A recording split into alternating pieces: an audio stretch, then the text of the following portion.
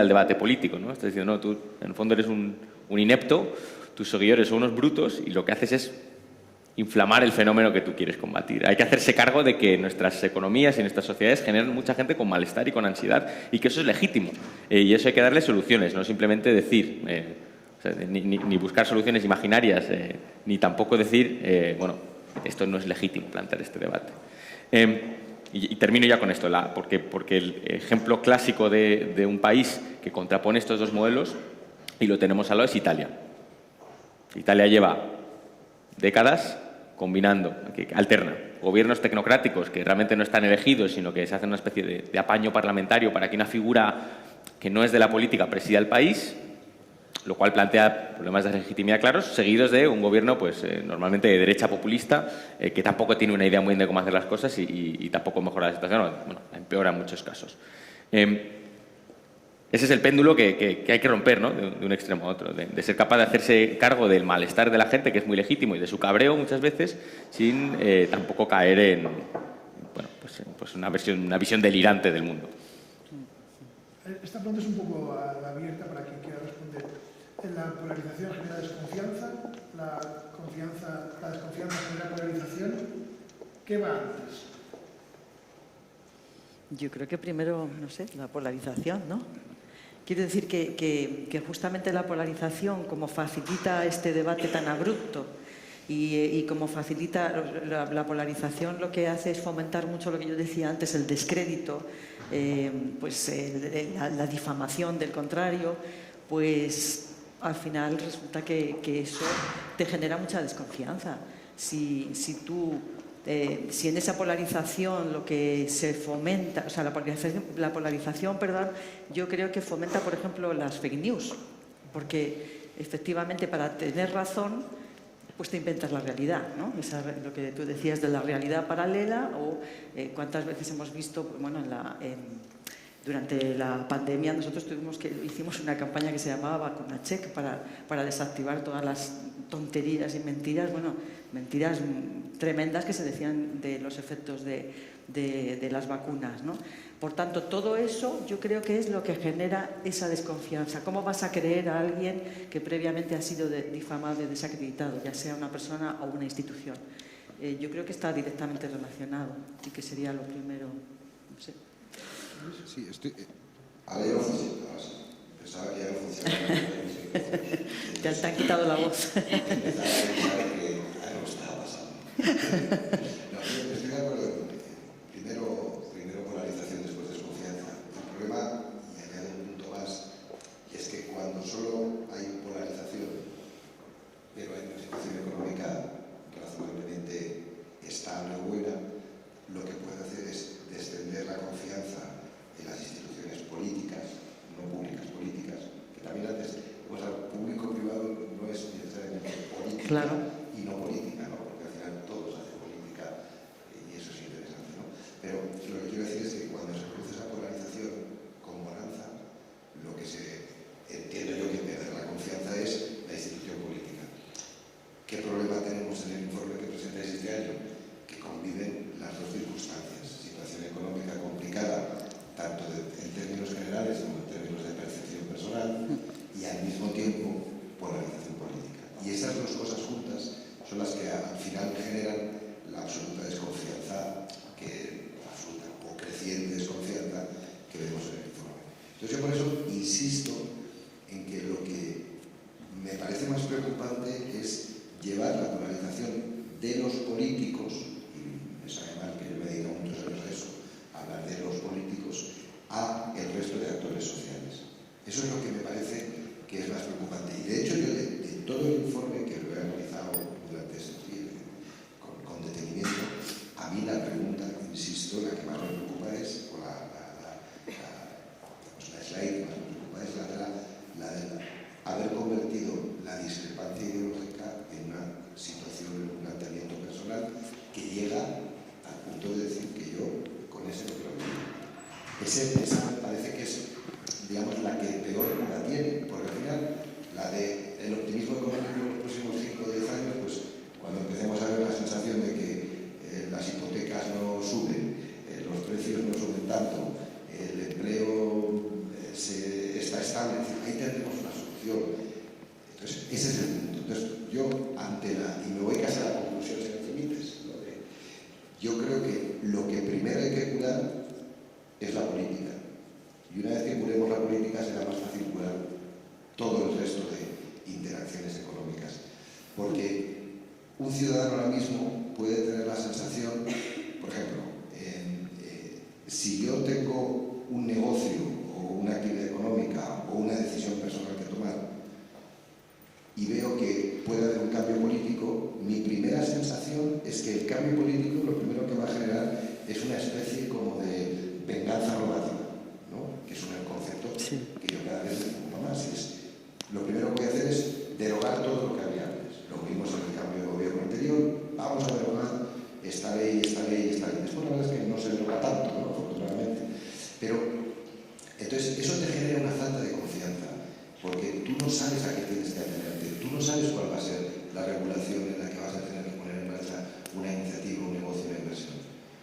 Si hubiera un poquito más de consenso político, tendríamos la sensación de que, independientemente de que gobierne un partido u otro, o que haya un gobierno de coalición, un gobierno de una sola fuerza política, las cosas van a ir razonablemente en una misma dirección y puede haber matices a la izquierda o matices a la derecha.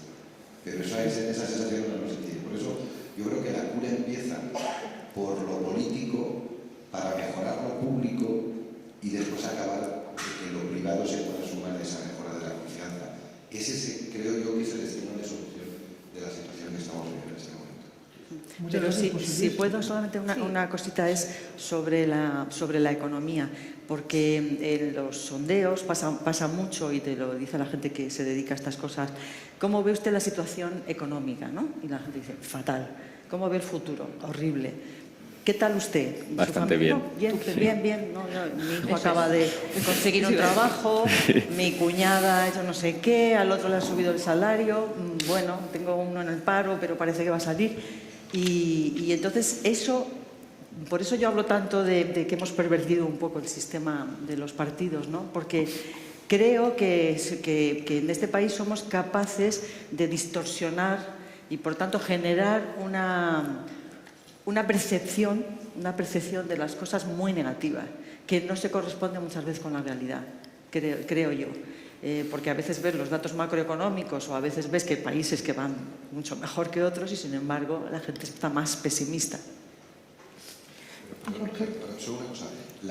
Lo que me preocupa del informe es que la respuesta al optimismo económico es de ti y tu familia.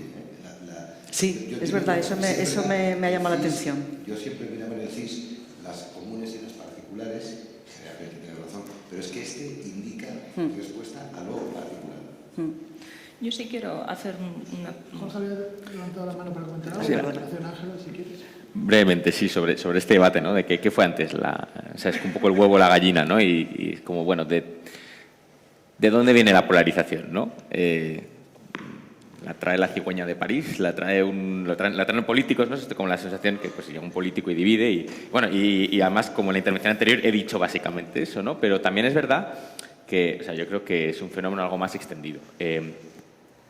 Hay medios que contribuyen a ello, pero por una cuestión de que ese es su modelo de negocio, ¿no? Es decir, voy a ceñir el caso de Estados Unidos, que no quiero leerle la cartilla a nadie en casa, pero Fox News lo que hace es un proyecto de radicalizar abiertamente a las bases a trumpistas. Lo que pasa es que Trump ya se les fue de las manos, ¿no? Pero esto era un poco a donde llevaba el proceso. Con Trump, una vez en el gobierno, luego la prensa tradicional, también CNN, New York Times, les fue muy bien, entre otras cosas, porque incitaban al escándalo que era cada día la administración Trump y de hecho hay estudios que muestran que las noticias negativas generan más reacción por parte del público. En el caso de las redes esto ya es claro, es que su modelo de negocio se basa en tenerte permanentemente excitado con noticias a las que reaccionas y demás. Y yo, de hecho, una cosa que he descubierto, bueno, esto es una cosa que he hecho yo en un estudio en mi casa, pero he descubierto que la gente, como cuando más cae en las fake news, son precisamente, no es gente más o menos informada, sino muchas veces gente que está viendo un tipo de contenido que apela mucho a algo que ya piensa previamente, ¿no? Pienso, por ejemplo, además de todos los bulos de las mascarillas, no sé qué, el año pasado, con la guerra de Ucrania, hubo un momento en que dijeron que habían capturado a unos ucranianos en una isla, de que los habían matado con un misil y que ellos les habían dicho a los rusos que os den, nos quedamos en este búnker, y luego les había caído un misil y todo el mundo dijo, son unos héroes, y todo el mundo se lo creyó y resultó que no, que luego les habían capturado. Si tú te parabas a pensar un poco en la historia fríamente, en la historia no tenía mucho sentido, como que se quedaron en el búnker y demás, pero era una historia que apelaba a mucha gente, muy bien informada por lo demás, de cómo transcurría la guerra. Entonces, cuando algo apela a tus ideas preconcebidas, es muy fácil que lo consumas. Entonces, yo creo que eso es un problema, ¿no? Que hay realmente medios de comunicación, y a mí me gusta como ver diferentes medios, muchas veces con los que no sigo la línea editorial, pero para ver qué piensan, y tengo la sensación de que es como en una de las películas de Harry Potter, ¿no? Que abre un libro y el libro chilla, ¿no? Es como un libro que chilla, entonces todo es malo, todo es... y eso tiene que ver pues, con un poco con lo que decía antes. Luego tú miras y aunque parece que hay unas divisiones bestiales, resulta que en España, por ejemplo, la campaña de pues llevar las mascarillas o la vacunación, somos una sociedad bastante cívica comparado con otros países. Pertenencia a la Unión Europea, al euro, incluso decisiones de política exterior, ¿no? Bueno, esto es lo que miro yo en mi trabajo. Hay bastante menos división que en Francia, por ejemplo, ¿no? O que en Italia, o que en muchos países de nuestro entorno. Entonces, creo que, o sea, y no pretendo echar la culpa de esto a los medios, pero creo que es una dinámica bastante más sistémica y que hay muchos puntos que retroalimentan esta polarización. Ángela. Sí, quería comentar algo que me parece importante porque lo ha dicho muy bien Gabriela, ¿no? Y yo pienso que aquí hay que poner el debate también en dónde está el foco, ¿no? Porque yo abro la prensa todos los días, luego hacemos muchas cosas en la Secretaría de Estado. Para que os hagáis una idea, el Gobierno son 22 ministerios y una sola Secretaría de Estado, que está en el Ministerio de Economía, tiene el 30% de los fondos de recuperación. Es decir, nosotros tenemos la cantidad ingente de tener que colaborar público y privado, de tener que trabajar día a día con eso y además impulsar proyectos que tengan un impacto en todo el territorio, ¿no? Y entonces, cuando todos los medios de comunicación, y esto me ha pasado también cuando ejercí el periodismo, me pasaba que la realidad pocas veces se asemeja con lo que nos están contando, ¿no? Entonces, si tenemos hoy sesión de control en el Parlamento y tenemos un titular de 30 segundos por parte de dos portavoces, pues, y repetimos constantemente esos titulares, evidentemente se va a tapar todo lo que ocurra después. Por tanto, el ejercicio que hay que hacer, por lo menos desde el Gobierno, es ingente. Segundo, creo que es importante tener en cuenta que muchas de las personas que trabajan en el Gobierno son profesionales. Es decir, se han sumado a un proyecto, volverán a sus casas después a seguir trabajando en entidades privadas y están dando lo mejor de sí. La administración no solo son funcionarios, son gente además muy joven que está dando lo mejor. Y cuando subrayo esto, lo subrayo por lo siguiente. Lo comentabas tú antes muy bien, el futuro. La ciudadanía es crítica, constantemente crítica, está polarizada, obviamente, ¿no? Y cuando hacemos una cosa, la ciudadanía no tiene, que saber de quiénes son la competencia, si de la comunidad autónoma en cuestión o del Gobierno. No tiene la obligación de saberlo, pero siempre es crítica, ¿no? Y dos, nunca apoya o gratifica. Y esto lo vemos muy bien en las campañas electorales. Nadie vota por gratificación. Lo hace o se moviliza o bien en contra de algo o bien porque alguien le garantice su futuro. Si constantemente en los medios de comunicación y en las redes sociales, que no es la opinión pública, es la opinión compartida, estamos generando noticias negativas, porque también la semántica, la lingüística, la narrativa, que esos son retos de la comunicación, estamos dejándolos en un lugar que es negativo constantemente, obviamente la ciudadanía se genera una sola percepción y una sola realidad. A mí me parece que esto es importante. Y por último, con esto cierro, no hay que dejar de ser realistas ante lo que ocurre con las fake news o los algoritmos en las redes sociales y dejar de ser realistas ante el reconocimiento de que es una industria. Y estamos también batallando con esto. Y yo sí pienso que aquí la colaboración, y vuelvo al inicio, público-privada, debería hacer un gran frente contra lo que creo que desgasta la calidad democrática no solo de nuestro país, porque esto es a nivel internacional, lo ponías muy bien como ejemplo con Estados Unidos. Muchas gracias. Yo no quiero que tapéis nada, pero sí que os voy a pedir una declaración, un titular en 30 segundos, de cierre o de conclusión. El tiempo pasa rapidísimo, sobre todo cuando estamos en conversaciones tan interesantes como como esta, pero sí queremos respetar un poco los tiempos que habíamos marcado y bueno, tener un poco de tiempo para, pues si alguien tiene alguna pregunta que haceros. Así que si queréis, a modo de conclusión final. Bueno, pues yo desde la parte que me toca, ¿no?, de las empresas, creo que es importante tomar buena nota de lo que nos habéis presentado hoy. Quizá me quedaría con la necesidad de que estemos muy cerca, o sea, creo que tenemos que estar muy cerca de la ciudadanía, muy cerca de los clientes, muy cerca de los consumidores. Nosotros tenemos un estudio en IKEA que se hace en todos los países, en el cual algunos de nuestros clientes nos dejan ir a sus casas y ahí aprendemos cosas como que, por ejemplo, lo que les preocupa es cómo organizar los cables, ¿no? Entonces, aprendemos este tipo de cosas que son muy, muy interesantes y que nos vienen muy bien para nuestro ranch de productos, pero también aprendemos cómo están viviendo, ¿no? Y qué es lo que realmente les quita el sueño y hasta qué punto la sostenibilidad es importante, pero también es importante pues lo que decíamos, ¿no? Pues el que su hijo encuentre trabajo y hasta qué punto la circularidad también les interesa. Yo creo que ese tipo de cuestiones, el que estemos cerca, y quizá esto lo extendería a todas las instituciones, no solamente las empresas, el que estemos cerca realmente de lo que quieren y de lo que necesitan los ciudadanos es muy importante para que luego confíen en nosotros. O sea, no solamente tenemos que contar, sino que también tenemos que escucharles. Y luego, evidentemente, pues todo lo que tiene que ver con la transparencia y lo que decía antes, ¿no? y la honestidad como instituciones. Genial, muchas gracias, José Luis. Sí, yo muy breve, me quedo con colaboración para llegar a la confianza. Primero, colaboración público-público, es decir, colaboración entre los actores políticos y los actores públicos, y cuando visualicemos eso, visualicemos una cierta capacidad de consenso de cara al futuro para afrontar problemas que nos afectan a todos, será muchísimo más fácil construir una colaboración público-privada. Público-privada, que es lo público y lo privado tienen que ir de la mano, lo público y lo privado son regulaciones y empresas, proyectos e instituciones, administraciones y empresarios trabajando en una misma dirección para solucionar los principales problemas. Pero insisto, si no hay colaboración público-público, difícilmente llegaremos a la colaboración público-privada.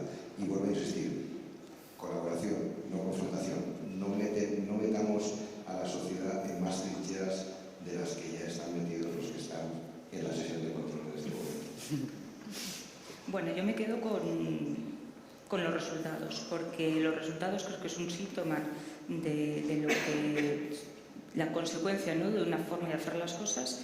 Creo que se han hecho muchas cosas, creo que se pueden hacer mejor, lo decía antes Lucía, y creo que se puede también contar mejor. Y yo creo que en ese reto común no solo tienen que estar instituciones a nivel autonómico, a nivel estatal, sino también todos los medios de comunicación y todas las entidades que al final acabamos colaborando porque, insistía, teníamos como objetivo en 2020 sacar un país adelante. Creo que con la grandísima oportunidad en los fondos de recuperación tenemos ese gran reto no solo de sacar adelante, sino de ser líderes en muchos ámbitos, como por ejemplo en digitalización, porque es la área en la que actualmente estoy, y creo que eso es incuestionable.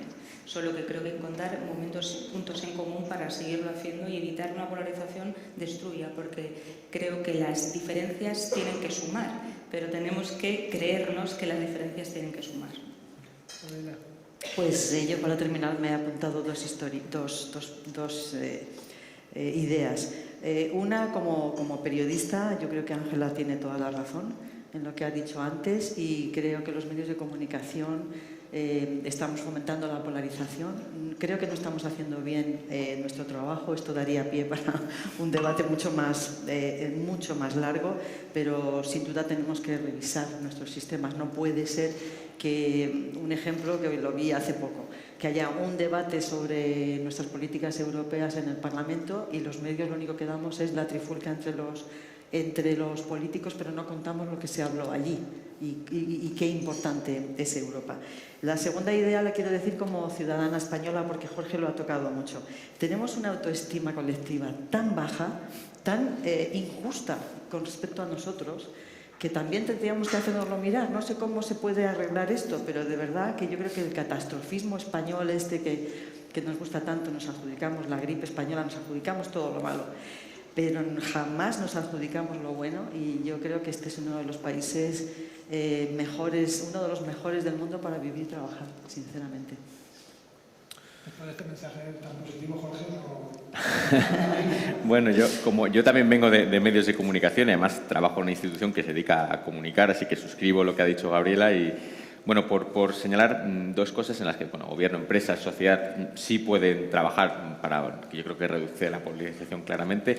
Una es luchar contra la desigualdad económica. Esto no hemos tenido suficiente tiempo para hablarlo, pero es uno de los grandes alimentos de la desigualdad. Cuando tienes una sociedad muy estratificada, donde la gente siente que no tiene nada en común con personas que viven en otras condiciones, y vuestro informe, de hecho, lo reflejaba bastante bien con esos opiniones según ingresos.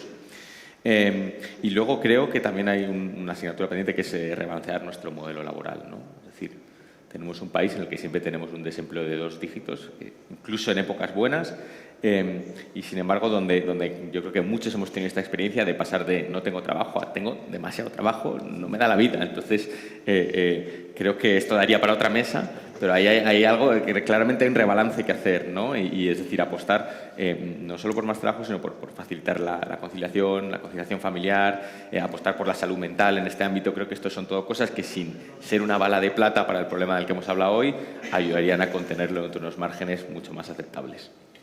Pues muchísimas gracias. Queremos abrir ahora un breve turno de preguntas. Si hay alguna cuestión que hacerle a los invitados, ¿verdad? Bueno, voy a hacer esta pregunta y me en marcha. Hola, yo quería volver al dato de que solo 2 de cada 10 trabajaría o colaboraría con alguien que piensa de forma distinta. Me gustaría saber cómo medios, gobierno, empresas podrían actuar para hacer que ese dato fuese menos negativo o algo. ¿Quién se anima? Es muy difícil esa pregunta. Yo no tengo una respuesta, pero me atrevo a decir algo. A lo mejor parte de la solución pasa por darle la vuelta a la pregunta, ¿vale? Es decir, yo creo que yo tengo la sensación, viendo esos datos, que cuando la gente le haces esa pregunta está pensando, pues no sé, tú querrías convivir con una persona que piensa todo lo contrario a ti, pero en el sentido de, no sé, yo pienso que comerme una camada de gatos para desayunar es malo, y esa persona sí lo haría, ¿no? Como se monta una caricatura bestial, porque lo cierto es que todos convivimos con gente con la que no estamos de acuerdo en un montón de cosas, en nuestro trabajo, en nuestra familia y demás, y sin embargo buscas una forma de llevarte, más o menos, ¿no? El roce no siempre hace el cariño, pero es el que te ayuda a convivir con gente. Entonces creo que también aquí hay una cuestión metodológica, ¿no? De decir, bueno, tú convives con gente con la que no estás de acuerdo, sí, a todos nos pasa. Pues, ¿qué tal lo llevas? Y a lo mejor si le diésemos la vuelta, de nuevo, no quiero parecer complaciente ni como que soy muy conformista, pero creo que sería una forma de ver el vaso medio lleno. ¿Alguien más se anima? Claro.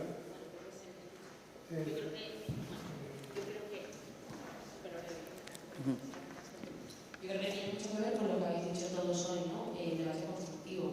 Porque yo creo que ahí hay ese tema de ese imaginario individual de yo el trabajaría como piensa distinto porque es distinto, que los reales Gabriela, ¿no? Como la identidad que tenemos del contrario, ¿no? Cómo pensamos sobre el contrario, ¿no? Cómo criticamos al contrario en vez de tener ese debate constructivo, y al final nosotros dedicamos a esto, que vuelvo a la clave de la importancia y a la responsabilidad de la comunicación, ¿no? Si me permites, me quito un momento el rol de ser. Yo he sido muchos años diputado en el Congreso y yo tuve entre mis mejores amigos, de los que me quedan de la época política, Edu Madina, no es no. Edu Madina. ¿A quién? Yo era diputado de Edu Madina, era diputado del Partido Popular, y uno de mis buenos amigos es Edu Madina, pero Héctor Esteban. Quiero decir, eran unas épocas, creo yo, que por lo que percibo, porque yo sigo yendo mucho al Parlamento por mi responsabilidad, la relación personal entre los desiguales, entre comillas, era muy fuerte, era muy fácil llegar a acuerdo, porque precisamente la capacidad que teníamos de discrepar en la tribuna y de pactar en la mesa detrás de la tribuna era posible. Eso hoy nos está dando. Entonces, al final vamos a una cuestión de ejemplificación. La política tiene una enorme responsabilidad, la persona que se dedica a la política, porque lo que él está diciendo en una tribuna del Parlamento después puede bajar a la barra de un bar, esa misma discusión. Y yo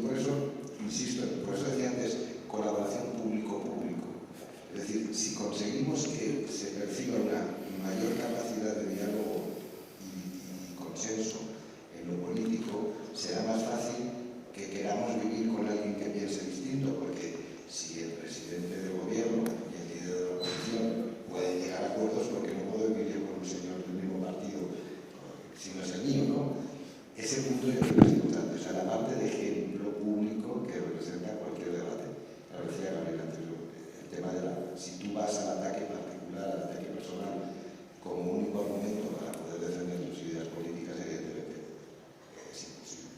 Es imposible que se pueda producir esa capacidad de relacionamiento personal, aunque haya discrepancia. Al final, en definitiva, que la política sea de adversarios y no de enemigos.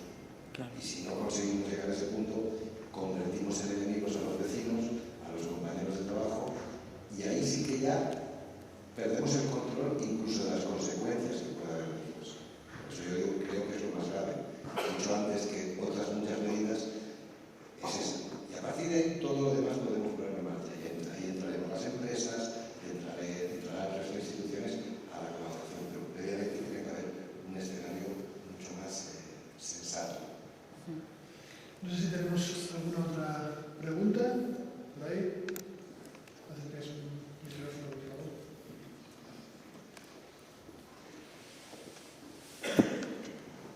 Volviendo un poco a los datos del estudio, ¿cómo casa que los medios de comunicación sean a la vez una de las mayores fuentes de desinformación según el estudio y a la vez una de las fuentes más confiables?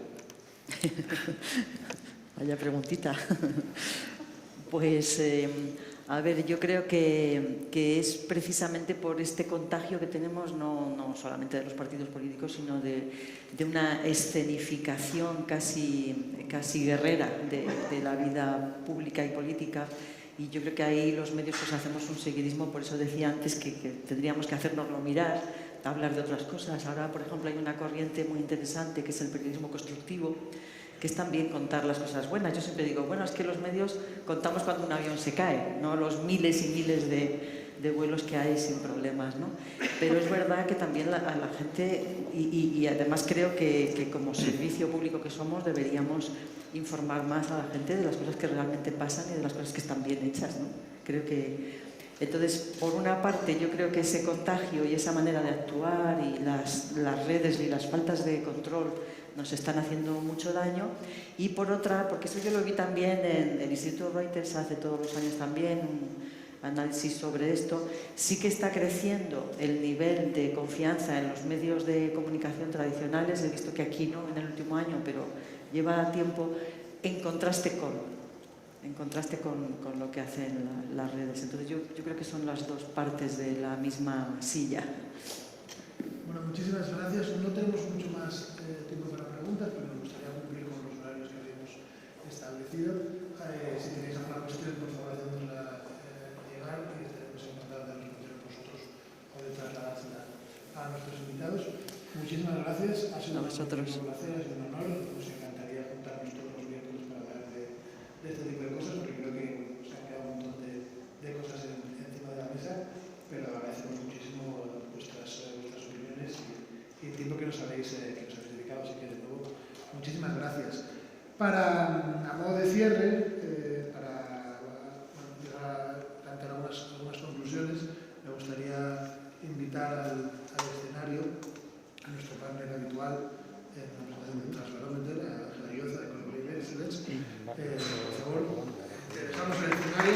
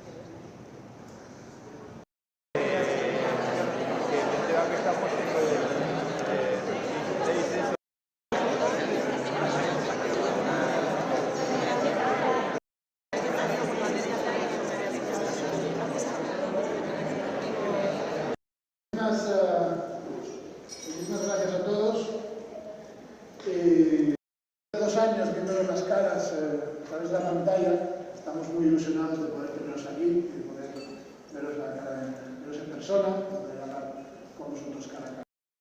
Muchas gracias a los clientes que confían en Mercadería. Muchas gracias. Gracias a los que utilizáis los datos y conclusiones en la toma de decisiones y que os podéis sentir como en casa. Gracias, por supuesto, a los panelistas del Trust y, sobre todo, muchas gracias a todos los compañeros de seguramente que seguir la conversación que se genera alrededor del hashtag que podéis ver aquí, Trustbarometer, conversación.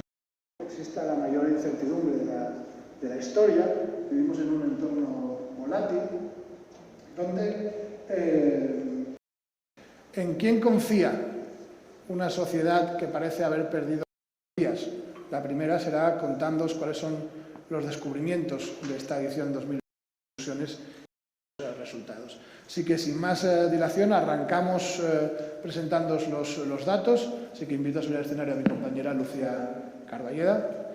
Y, de nuevo, muchísimas gracias. Esperamos que resulte muy interesante.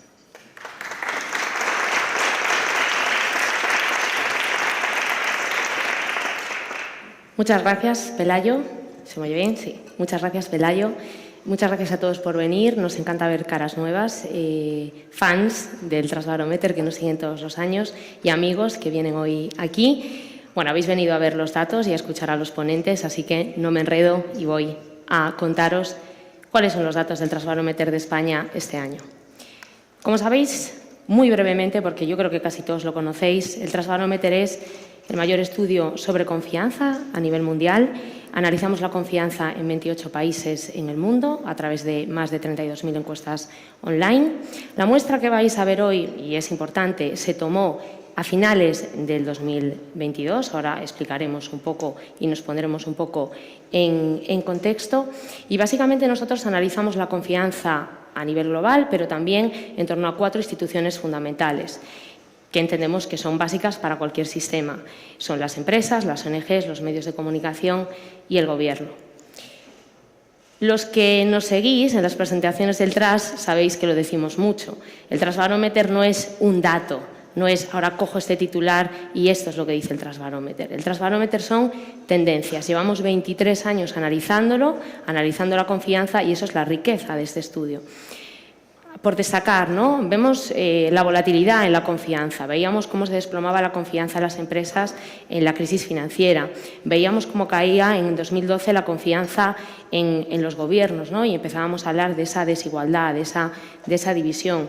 Desde 2017 hablamos de lo que nosotros consideramos un ciclo de la desconfianza, muy alimentada por la desinformación y el fenómeno de la desinformación. ¿Qué nos parece curioso, ¿no?, en este análisis de las tendencias? Desde el año 2020 en adelante, a raíz de la pandemia, cambian los pesos de la confianza. Vemos como las empresas, si bien las ONG siempre han sido la institución en la que más se confía históricamente, vemos como Gobierno, por una parte, y sobre todo empresas, avanzan como institución líder en confianza. Lo que pasa este año, estáis a punto de conocerlo, pero insisto, el Trust son tendencias. ¿De qué queremos hablar hoy? Hoy queremos profundizar en la relación entre desconfianza y polarización e intentar aportar algunas claves para que todos podamos, bueno, entender por dónde avanzar. Y hablaba esta mañana con Ángel Ayoza de Corporate Excellence y creo que ha hecho un buen comentario. Todos los datos son relativos y hay que interpretarlos y para eso en la mesa. Pero vamos a empezar a hablar de desconfianza y cómo la desconfianza alimenta la polarización, ¿vale? Para nosotros, tras haber analizado los datos este año, creemos que hay 4 factores fundamentales de desconfianza que alimentan la polarización. ¿Cuáles son? Por una parte, hay una desconfianza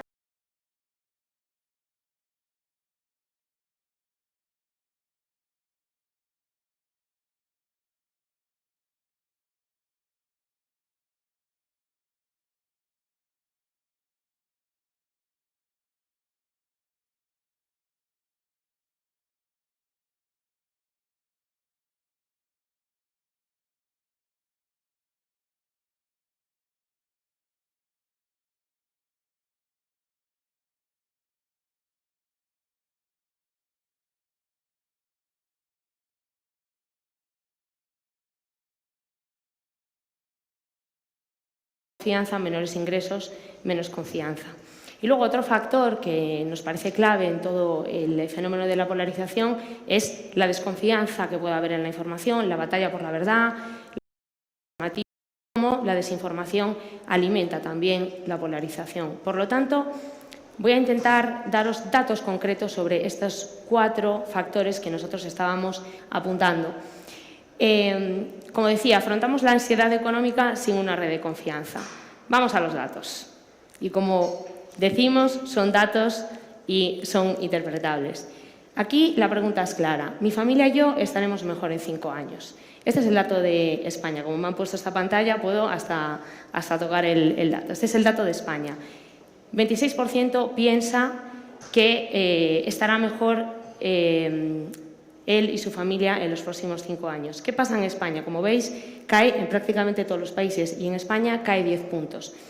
Es importante que nos pongamos en el contexto de dónde estamos en el TRAS, ¿vale? Salíamos del año 2021, saliendo del COVID, con esperanza en la recuperación, y entramos en un año 2022 lleno de acontecimientos como la invasión a Ucrania, como la crisis energética, crisis logística, la inflación, y al final el año 2022 se convierte en un año de incertidumbre, ¿no? De incertidumbre, no es nada nuevo, estamos acostumbrados a vivir en la incertidumbre, pero esa incertidumbre genera más desconfianza y polariza y a la vez paraliza, ¿no? Hay esta sensación de estamos parados y estamos retrocediendo. Entonces hay esta actitud, ¿no? Esta perspectiva y esta falta de optimismo. Paraliza y además genera lo que comentaba Pelayo antes, nuevos miedos y nuevas preocupaciones. Hay nuevos miedos o temores sociales que también tienen que ver con el momento, ¿no? La posible guerra, la guerra nuclear, escasez de alimentos. Si lo hiciéramos hoy seguramente habría también otras preocupaciones añadidas. El cambio climático sigue siendo una preocupación fundamental, pero hay también nuevos temores personales y mirad cuáles son: perder mi trabajo y la inflación. Hay nuevas preocupaciones para la sociedad, existenciales y también personales. Y esto es importante también tenerlo en cuenta a la hora de analizar los datos que vamos a presentar. Ante estos nuevos temores, ¿en qué institución confiamos? Y aquí siempre recuerdo que es importante saber cuál es la pregunta que hacemos. La pregunta es ¿en qué institución confías para que haga lo correcto? ¿Para que haga lo correcto en relación a qué? ¿En relación a qué temores? ¿En relación a qué preocupaciones? Este es el dato de España. La confianza media en las 4 instituciones es de 44 puntos, cae 1 punto, lo he comentado con alguno de vosotros a lo largo de estos días, lleva siendo de 45, 6 o 7 años. En general, en España el nivel de confianza siempre ha sido bajo, ¿vale? Esto no es el dato principal. ¿Cómo confiamos en las instituciones en que hagan lo correcto? ONGs permanecen en neutralidad a partir de 60 de confianza, 53 es de neutralidad, empresas, medios de comunicación y gobiernos están en desconfianza, quizá empresas más cerca de la neutralidad. ¿Qué es importante destacar de todo esto? 2 cosas. Por una parte, el Gobierno sigue siendo, no tiene la confianza, pero crece 2 puntos y en los últimos 4 años ha crecido 10 puntos. Ha pasado de 26 a 36. Hay un ascenso. También, si recordáis, os comentaba, ¿no? A partir de 2020, con el COVID, cómo habíamos visto que iban cambiando los pesos, también está relacionado. ¿Qué pasa en las empresas? Descienden 2 puntos, ¿no? Cuando el año pasado habían ascendido y el anterior también.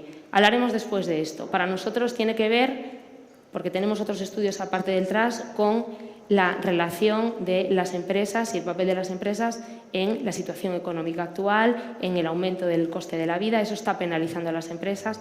De hecho, sabemos que 43% de la población confía menos en las empresas en relación a su actuación en el aumento del coste de la vida, ¿vale? Entonces, yo creo que es pensarlo.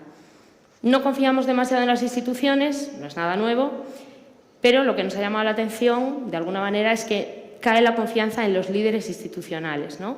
Como veis, cae prácticamente en todos los líderes institucionales, cuando el año pasado subían todos. El año pasado periodistas subía 11 puntos, CEO subía 5 puntos, todos subían. Y este año todos bajan, ¿no? ¿Qué es curioso de esta diapositiva? Que baja también la confianza en personas de mi comunidad o en compañeros de trabajo. Esto Esto es algo que venimos detectando desde el año pasado. Al final, en entornos de desconfianza, confiamos en lo cercano.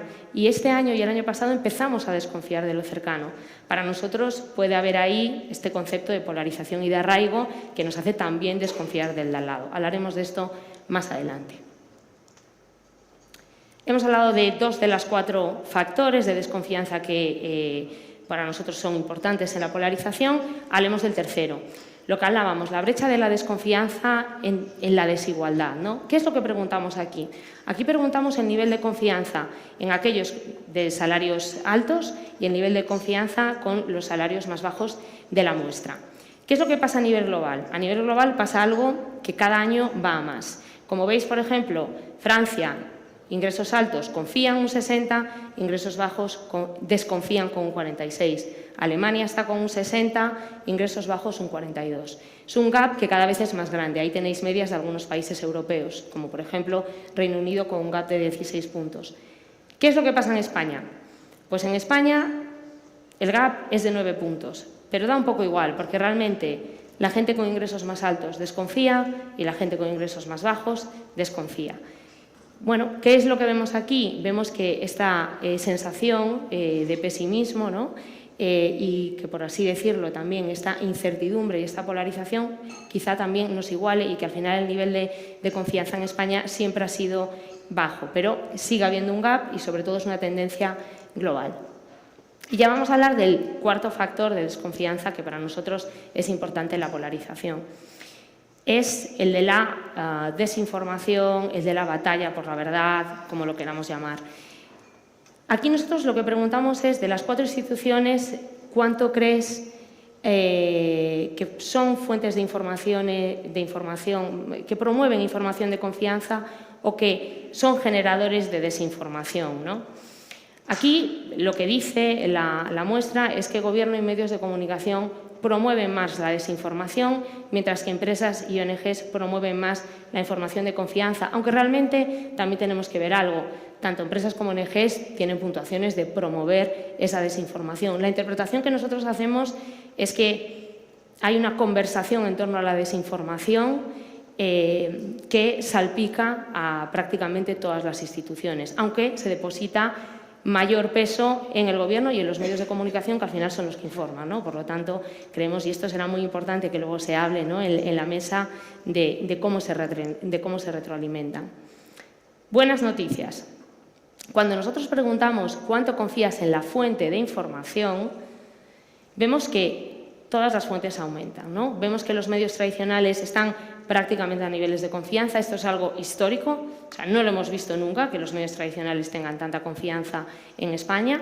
Los medios propios de las compañías, los motores de búsqueda y crecen las redes sociales. Esto nos llama la atención, porque la muestra se hace en un mes, en noviembre, en el que pasan muchas cosas, especialmente en Twitter, y sube la confianza en redes sociales 4 puntos, aunque se desconfía de ellas.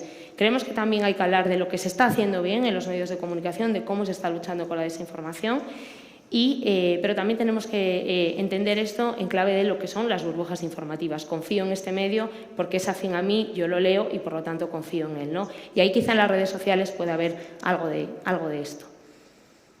Bien, hemos hablado de factores de la desconfianza que están relacionados con la polarización. Pero al final desconfianza y polarización para nosotros se retroalimentan. Y lo que queremos hacer ahora es hablar un poco más de la polarización y ponerla en perspectiva con la confianza o la desconfianza. Vale, nosotros lo que hemos hecho este año es analizar la polarización en los países y en otros factores en función a 2 variables. Una cosa es pensar distinto, tener un pensamiento dividido, un pensamiento opuesto, extremo, y otra cosa es que esa división esté arraigada, ¿no? Es decir, yo pienso distinto a ti, pero además estoy seguro de que tengo la razón y no te voy a escuchar, y esto está arraigado. Dividimos los países en tres bloques. Menos polarizado, no hay división. Moderadamente polarizado, hay división, pero se puede resolver. Severamente polarizado, hay división y es difícil alcanzar un acuerdo. ¿Qué es lo que vemos? Vemos que la polarización es causa y efecto, ¿no?, a la vez de la desconfianza. Sobre todo, fijaos en este de aquí. Nosotros, cuando hacemos las medias de los países más polarizados, la confianza que tienen en las instituciones en los países más polarizados, vemos que se desconfía de las instituciones y, sobre todo, se desconfía del Gobierno. La media en España es mayor que esa media, pero se desconfía del Gobierno. Y para nosotros, la desconfianza en el Gobierno es uno de los factores clave de la polarización. Veis que en países menos divididos hay más confianza en las instituciones, pero esto lo vemos que se repite en el patrón de los países. Este es el famoso mapa que se ha hablado mucho de ello a raíz de la publicación del Transbarómetro Global, y yo creo que aquí es donde hay que hablar y profundizar, no solamente quedarse con este dato. Cuando ubicamos los países, ¿no?, en el nivel de polarización, ¿dónde está España? España está situado en polarización severa, es decir, hay división y esa división está arraigada, además de otros factores. Si recordáis, hay poca confianza en el Gobierno, se da una serie de factores que concuerdan. ¿Qué otros países están? Estados Unidos, Colombia.